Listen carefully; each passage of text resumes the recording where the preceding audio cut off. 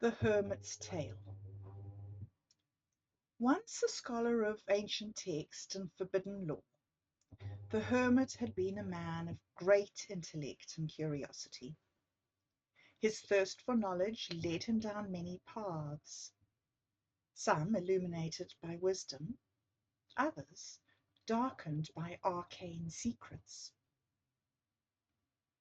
He travelled far and wide, seeking the counsel of sages and the remnants of lost civilizations. His journey brought him to Ember Lake, a place he felt drawn to by a force he could not explain. It was there that he built his humble abode, a cabin filled with scrolls, artifacts, and strange instruments. The villagers knew little of the hermit, only that he kept to himself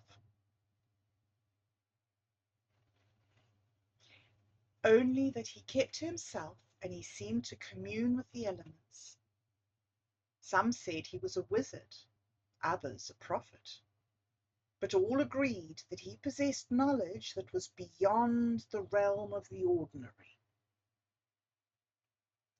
As years passed, the hermit delved deeper into his studies, his behavior becoming more erratic, his presence by the lake more ghostly.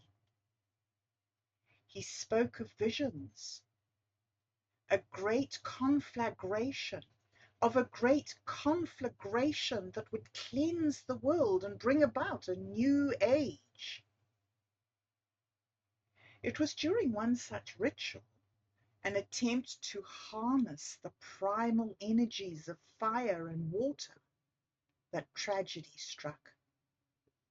The ritual went awry, unleashing a furious inferno that consumed the hermit and his cabin, leaving nothing but ashes and unanswered questions. The villagers mourned the loss, though they did not understand the hermit's quest. They spoke in hushed tones of the man who had sought to touch the divine and had paid the ultimate price.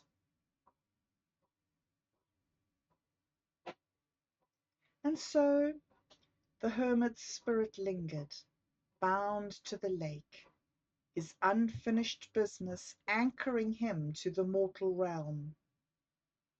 It was only through the bravery of a visitor, centuries later, that his soul was finally released, allowing him to find the peace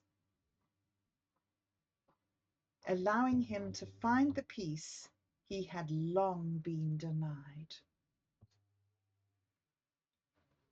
The hermit's tale is a reminder of the fine line between brilliance and madness, and the cost that comes with reach. The hermit's tale is a reminder of the fine line between brilliance and madness, and the cost that comes with reaching beyond the veil of our understanding. And the cost that comes with reaching beyond the veil of our understanding. May his story be a beacon for those who seek the unknown, and a warning for those who would play with forces that are better left alone.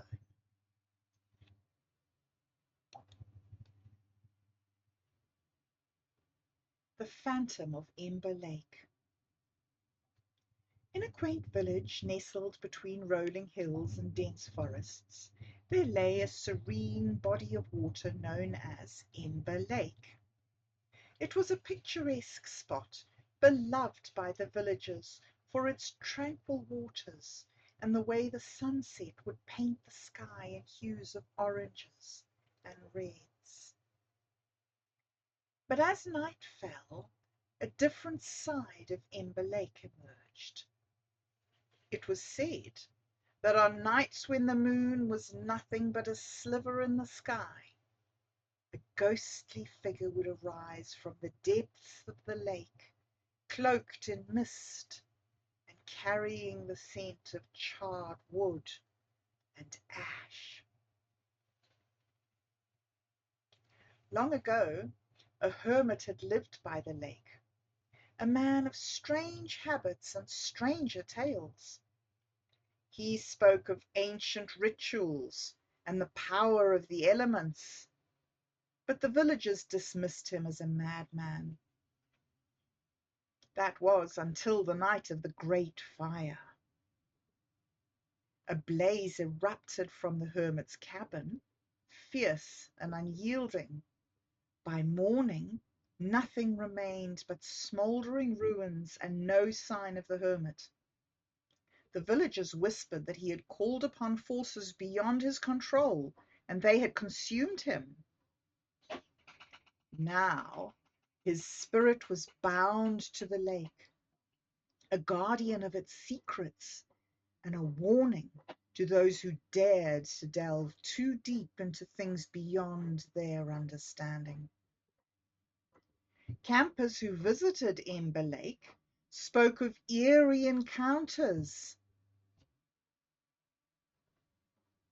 of a voice that echoed across the water, speaking in riddles and prophecy. Some claimed to have seen the phantom, its eyes burning like coals, its hands outstretched as if reaching for something or someone. One such camper, a brave soul with a love for the supernatural, decided to confront the phantom. They waited by the lake as the stars blinked out one by one, and the world held its breath. As the clock struck midnight, the temperature dropped, and a fog rolled in from the lake. And there, in the heart of the mist,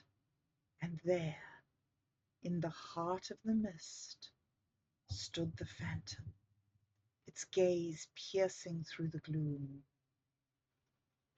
The campers stood their ground, asking the phantom what it sought, and the reply came as a whisper on the wind: freedom. With a heart full of courage, the camper offered to help, to perform whatever ritual was needed to release the hermit's spirit. The phantom nodded, and together they completed the ancient rites that had been left unfinished so many years ago. As the final words were spoken, a great light burst forth from the lake, and the phantom's form dissipated, leaving behind a sense of peace that had long been absent from Ember Lake.